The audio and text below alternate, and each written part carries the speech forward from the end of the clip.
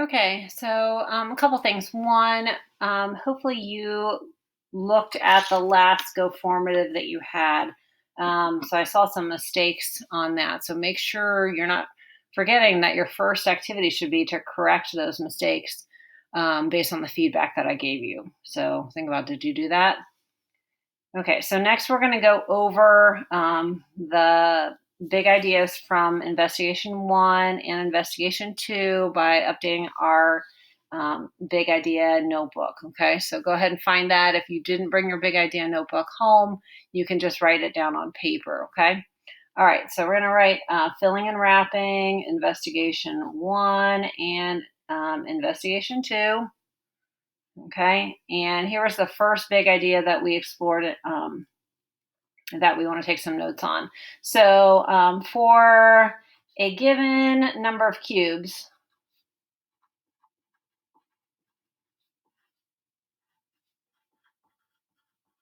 what arrangement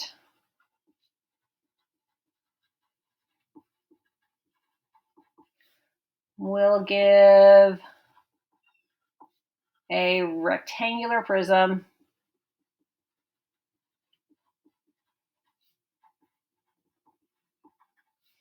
with the, how about let's do first, least surface area?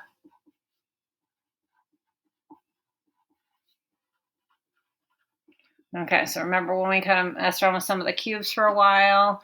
I know some of you guys kind of use Legos or cubes that you had at home, or some use the online cubes. But if I had 8 cubes, you remember which arrangement had the least surface area versus the most when you looked at those? Okay, so if I had 8 cubes, here's my long 1 by 1 by 8. Here's a 2 by 2 by 2 and a 1 by 2 by 4. Okay, if I calculate the surface area of all 3 of these, which one would have the least surface area? Okay, did you think the 2 by 2 by 2? All right, so we talked about the more compact you made it, the less amount of sides we're showing. Okay, so we could say for this one, the one with the dimensions closest together.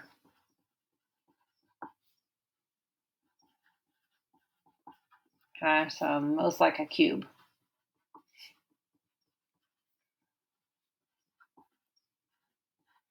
Okay, so and if we had to use a given number of cubes, which one would have then the most surface area?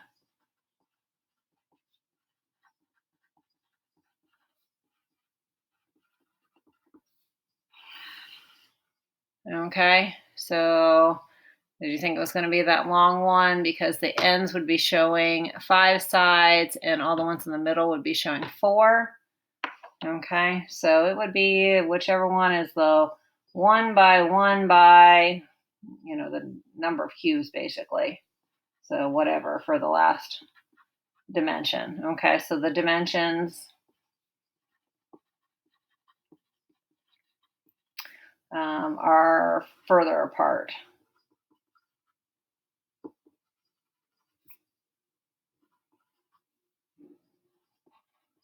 Okay, so the 1 by 1 by. Okay. All right. So then, secondly, we kind of reaffirmed that we understood how to find surface area and volume of just rectangular prisms. I want to talk about a little formula that you could use to make sure you've got that down. So, how can you use the dimensions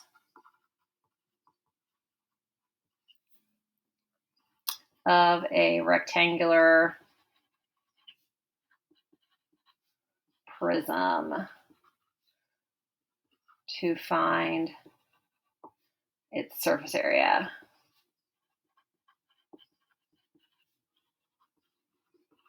Okay.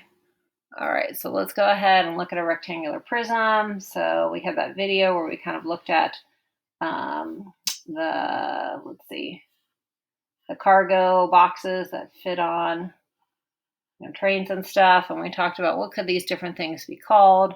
All right, so I'm going to call this the length, the width, and the height. Okay, how could I use those dimensions to figure out the surface area?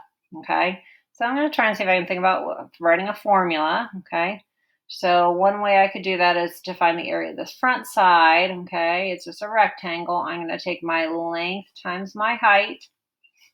To find the area of this rectangle, I'm going to do my width times my height. And then to do the top, I'm going to do my length times width. Okay, so basically you're going to pair up each of the length, width, and height, but then you have to remember that those are the three sides that we see, and if we opened it up to a net, there would be the other three sides. Okay, so the surface area can be found by taking the length times the height, so this area, adding it to the width times the height, this area, adding it to the length times the width, and then taking all of that and multiplying it by 2. Okay, so you can find the area of just 3 of the faces, and since the other 3 are the exact same size, you could just double that. Okay. All right, so another sheet. So third big idea then, how can you find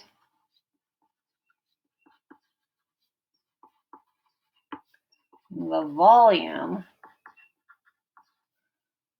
of a rectangular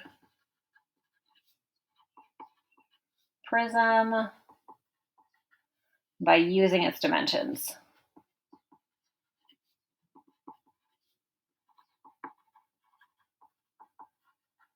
Okay, so now we're talking about volume instead of surface area.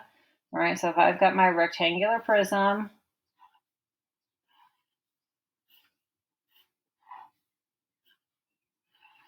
and this is my length, my width, and my height, and I wanted to find the volume, basically what I do is I would figure out, okay, how many cubes could I fit in one layer, okay? And I can do that by taking the length times the width, and then I need to multiply that by the number of layers that I can make, which in this case would just be the height. So my volume is my length times my width times my height. Okay, so that's when we focused on a rectangular prism, surface area and volume, okay? Then we went into just thinking about prisms. Okay, so what is a prism? Okay, so we did kind of that activity where we watched that video and then I showed you some different shapes and we thought about what actually made prisms.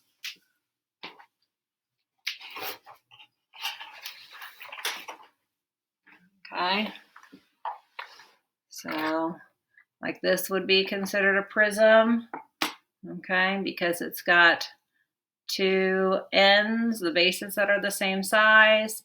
It's got flat faces on the ends. This shape would also be considered a prism. Okay, so its ends are this. It's got parallel bases that are the same size. Okay, sides are not flat, or sorry, sides are flat. Okay, this would be a prism too. It's got 2 bases that are the same. Okay, and then it's got rectangular sides connecting the bases. Okay, a cylinder has a lot of features that are similar to a prism, but it's not considered a prism because the lateral is not flat. Okay, so it's got to have flat sides. Okay, and then this shape would not be considered a prism. It's actually a pyramid. Okay, because it does not have any parallel bases. Okay, this shape would not be considered a prism because it also does not have parallel bases and it's got curves. Okay, all right, and then certainly a sphere wouldn't be considered a prism either. All right, so what is a prism? So thinking about some of those things. First of all, when you looked at the things that were actually prisms, okay, so kind of some of these guys. what are some things that we did see? Okay, so one, oops, this one's not. Okay, one, it's a 3D shape. Okay, it's got two parallel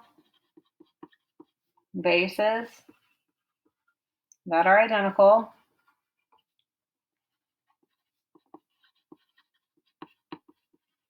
The faces are all flat. Okay, so every single face is to be flat.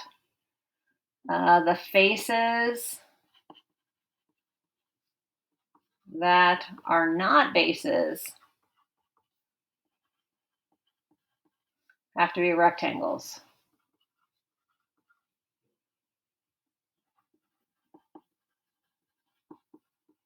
Okay, and how do you name it?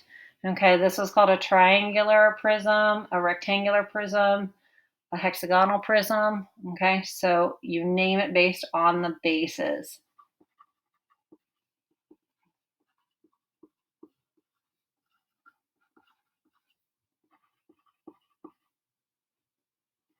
Okay, all right, so that's what a prism is. Okay. So, and then let's think about a couple things that we did with our prisms.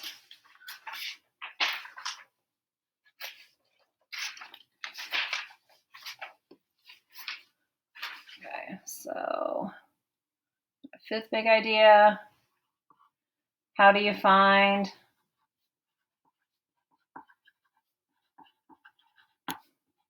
the surface area of any prism? Okay, so and really to do the surface area, you just have to think about what the net's going to look like. So if you were to take the prism,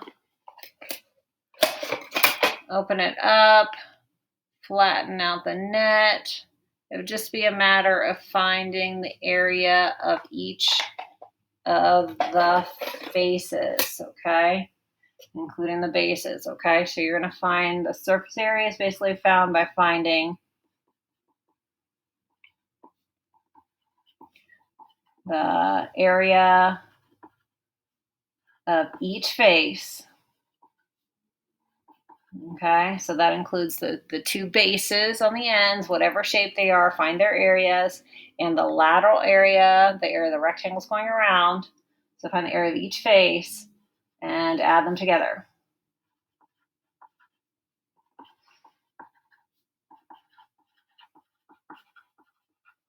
Okay, so think about flattening it out, adding it together. Okay, oops. All right, so then sixth big idea. How do you find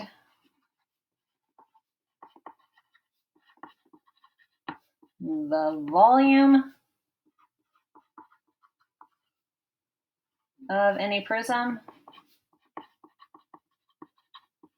Okay, so and to find the volume, if you wanted to think about, so if I had this triangular prism and I'd want to figure out how many cubic centimeters I could fit in there, okay, I'd think about how many could fit on the bottom layer. That would be the same as the area of the base, and then I'd multiply it by the number of layers high. Okay, now be careful. If the shape were like here, I'd still be multiplying this area of this end by really, when I say height, it's really the number of layers, okay? And the layers might be going across if it's kind of like cut, like, thinking about this way, okay? So in this case, I've been multiplied, the layers would be going up. In this case, the layers would be going this direction.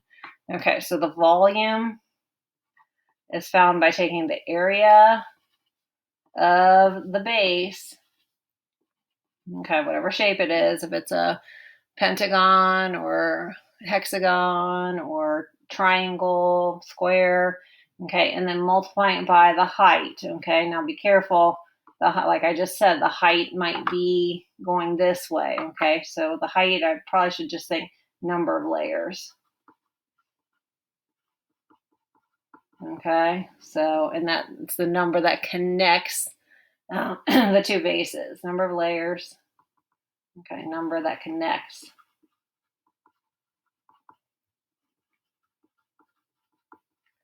the bases. Okay. All right. So those were the big things that we went over the last kind of 2 weeks. Okay. So then you'll have some practice problems to see if you can use those ideas in context.